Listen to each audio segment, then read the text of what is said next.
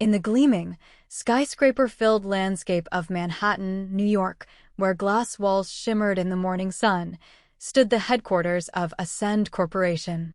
Within the inner sanctum of this corporation, where billions of dollars were transacted and tough business decisions were made daily, there was an extraordinary talent named Anna Davis. She was only 32 years old, yet her efficiency, sharp intellect, and foresight far surpassed that of any seasoned executive. For the past 3 years, Anna had saved this company from certain ruin with her talent, tireless effort, and indomitable will. When Anna first joined Ascend Corporation, the company was on the verge of bankruptcy. Due to previous management's poor decisions and a market downturn, stock prices had plummeted. Employee morale was completely shattered, and their market reputation was almost non-existent. Anna accepted this challenge. She knew it wouldn't be easy, but she refused to give up. She worked day and night, implementing innovative strategies such as new market research, effective cost-cutting measures, and motivational programs for employees. All these efforts gradually brought the company back into the light. She personally spoke with each department, listened to their problems, and found solutions. Under her leadership, Ascend Corporation began to turn a profit again, something that once seemed unimaginable. Anna was not just an employee, she was the backbone of the company, and its future was intertwined with her every beat. Today was the day Anna was set to finalize the biggest deal of her life. A massive $4 billion merger agreement with Silverwood Investments, which would forever change the future of Ascend Corporation. This deal would not only bring financial stability to the company, but also elevate them to new heights in the market. Anna had meticulously crafted every detail of this agreement, analyzing each clause thoroughly. She knew this deal was the culmination of her 3 years of hard work, and her confidence was sky-high. She was reviewing the final clauses of the contract on her laptop, her eyes gleaming with the anticipation of victory. It felt as if all her sacrifices were finally paying off. Her colleagues, who had worked tirelessly alongside her, were also overjoyed today. The entire office buzzed with a festive atmosphere, but fate, it seemed, had other plans. At 10 o'clock in the morning, as Anna entered her office, an unexpected shock awaited her. Katrina Blake, the 23-year-old daughter of CEO Richard Blake, had just joined the company as vice president. Katrina, with virtually no corporate experience, had ascended to this high position solely due to her father's influence. Her only qualifications were her surname and her father's name. She had recently graduated from a prestigious university, but had no real understanding of the practical business world. On her very first day, Katrina summoned Anna to her office. Anna entered Katrina's opulent, modernly designed office. Katrina sat in her luxurious chair, a high-end branded coffee mug on her desk. She glanced at Anna, her eyes holding a strange arrogance, as if she were looking down upon someone far beneath her. "Miss Davis," Katrina said, her voice chillingly cold, "your attire violates our dress code. The length of your skirt is not in compliance with our corporate policy." Anna was stunned. She knew her attire was perfectly professional and elegant. She was wearing a dark blue pencil skirt and a white blouse, which was entirely appropriate for any corporate environment. She looked at Katrina, trying to understand, but there was no smile or friendly expression on Katrina's face, only a rigid sternness. "I apologize, but I believe my attire is," Anna began to say, but Katrina cut her off, raising a hand. "No buts, Ms. Davis. Discipline is paramount at Ascend Corporation. I am here to implement new rules, and no one is above them. As of today, you are no longer a part of Ascend Corporation." Anna was fired. Her 3 years of hard work, her dreams, her future, all shattered in an instant. She couldn't believe that she was being dismissed on such a crucial day, all for a trivial dress code excuse. Her heart was broken, tears welled up in her eyes, but she composed herself. Her inner strength wouldn't let her remain silent. She looked at Katrina and said, her voice filled with suppressed anger, "You are making a huge mistake, Katrina. You will pay a very heavy price for this error. You have no idea what you are losing." With these words, Anna walked out of Katrina's office with her head held high. Every step she took was a silent protest. News of Anna's dismissal spread rapidly. Whispers began in the corporate corridors. Employees exchanged glances, their eyes filled with disbelief and despair. Those who had worked with Anna knew that without her, the company was doomed. When this news reached Daniel Hayes, the lead investor of Silverwood Investments, he was aghast. Daniel was an experienced businessman who had personally negotiated the deal with Anna. He knew Anna was the lifeblood of this agreement. Without her talent and foresight, the deal's success was impossible. He had included a key person clause in the contract, meaning that if Anna withdrew from the deal or was dismissed, the agreement would be nullified. Daniel had such faith in Anna that he hadn't hesitated to add this clause. Daniel immediately called Richard Blake. "Richard, I heard Anna Davis has been fired. Is this true?" Daniel's voice was clearly annoyed, his patience wearing thin. Richard Blake, who still hadn't grasped the gravity of Katrina's rash decision, hesitated and said, "Yes, Daniel. It was Katrina's decision. For a minor dress code issue, we want to maintain discipline." "A dress code issue?" Daniel roared, his voice echoing in Richard's ear through the phone. "Richard, do you know how crucial Anna was to this deal? Don't you remember her key person clause? I'm sorry, but this deal is impossible without Anna. Silverwood Investments is withdrawing from this agreement.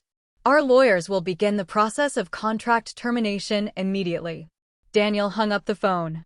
Richard Blake felt as if the sky had fallen on his head. A $4 billion deal was lost due to his daughter's single mistake. He summoned Katrina, his eyes blazing with fury. "Katrina, what have you done? You've destroyed our company." Katrina initially didn't understand, but when she heard about Daniel Hayes's call and the termination of the contract, her face turned pale. She realized where her arrogance had led her. Ascend Corporation's stock prices began to plummet. Investors started selling their shares, and the company's reputation hit rock bottom once again. Ascend Corporation faced ruin once more, this time at an even faster pace, and the situation was far more dire. Employees became terrified, their futures uncertain. Richard Blake realized he had made a terrible mistake. His arrogance and blind faith in his daughter had led him down this path. Within weeks, Ascend Corporation plunged into a deep crisis. Their financial situation became so dire that there was no option but to declare bankruptcy. Richard Blake was distraught. He knew that only Anna could save the company from this situation. His pride was shattered, his eyes filled with deep remorse. He desperately sought to meet Anna, ready to apologize and do anything to bring her back. Anna, meanwhile, was in her small apartment, contemplating her future. After being fired, she had been consumed by despair for a while, but the fighter within her helped her rise again. She knew her talent and experience would not go to waste. She was working on new business plans on her laptop, filled with renewed vigor. She was contacting various small startup companies in New York, offering them advice and helping them develop their business strategies. These activities gave her a new lease on life. One morning, Richard Blake appeared at Anna's doorstep. His eyes were filled with remorse and pleading, his face tired and worn. "Anna, I know I made a mistake. Katrina made a terrible mistake. Please come back. Ascend Corporation cannot survive without you. I apologize to you, Anna." Richard's voice held deep desperation. Anna listened calmly to Richard.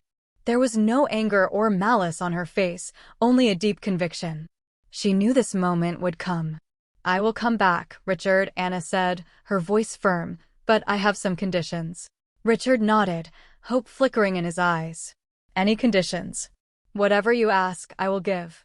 Just save the company, Anna." Anna laid out her conditions, each one a reflection of her talent, hard work, and self-respect. "Firstly, I want a seat on the company's board of directors. I want to work not just as an employee, but as a decision-maker. Secondly, I want a significant share of the company's stock, which will be considered recognition for my work. And thirdly, I want complete freedom to launch my own ventures, over which Ascend Corporation will have no control. I want to create my own brand that will reflect my own vision and values." Richard Blake was astonished. Anna wasn't just returning, she wanted to control the company's future. He knew he had no choice but to accept Anna's conditions. To ensure the company's survival, he had to agree to every single one of them. "I agree," Richard said, his voice filled with profound relief. "I agree to all conditions." "You can start working today, Anna." Anna Davis returned to Ascend Corporation, now even more powerful. News of her return instilled new hope among the corporation's employees. She quickly stabilized the company, finalized the deal with Daniel Hayes once again, and restored the company's lost glory. Under her leadership, Ascend Corporation began to turn a profit again, and its stock prices started to rise. Katrina Blake was removed from her position and assigned to minor administrative tasks within the company. But Anna's mind was preoccupied with something else. She was secretly building her own brand, Flex Fashions. It was a new concept in professional attire, elegant, comfortable, and adaptable to any situation. Anna had learned from her own experience how illogical dress codes could be and how they could affect a person's confidence. She wanted to create clothing that would empower women in the workplace, making them feel stronger and more confident. Her designs were innovative, her fabrics were high quality, and her brand's message was inspiring. Flex Fashions quickly gained popularity. Anna's innovative designs and the story behind her brand captivated people. Her clothing spread not only in New York but across America. From online stores to major department stores, the demand for Flex Fashions grew. It was a massive success, proving that Ascend Corporation's attempt to control her had actually led her to the greatest achievement of her life. Her dismissal had been the beginning of a new chapter for her. Katrina Blake, who had fired Anna, was now consumed by envy upon hearing of Anna's success. She realized how her single wrong decision had made Anna even stronger. Anna Davis had not only saved Ascend Corporation, but had also built a new empire for herself. Her victory was not just her own, but an inspiration for all women who face illogical obstacles in the workplace. Anna proved that true talent and strong willpower cannot be held back by any dress code or unjust decision. Her story set a new precedent in the corporate world of New York, where a woman, through her self-respect and talent, overcame all obstacles to reach the pinnacle of success. Her story became a legend that would inspire generations to come. Anna's success not only transformed her own life, but also redefined the position of women in the corporate world. She proved that with talent and self-confidence, no barrier can hold anyone back. Her Flex Fashions was not just a clothing brand, it was a symbol of women's empowerment. Anna Davis, who was once fired for the length of a skirt, is now one of the city's most successful female entrepreneurs. Her story teaches us that sometimes life's biggest setbacks pave the way for our greatest triumphs.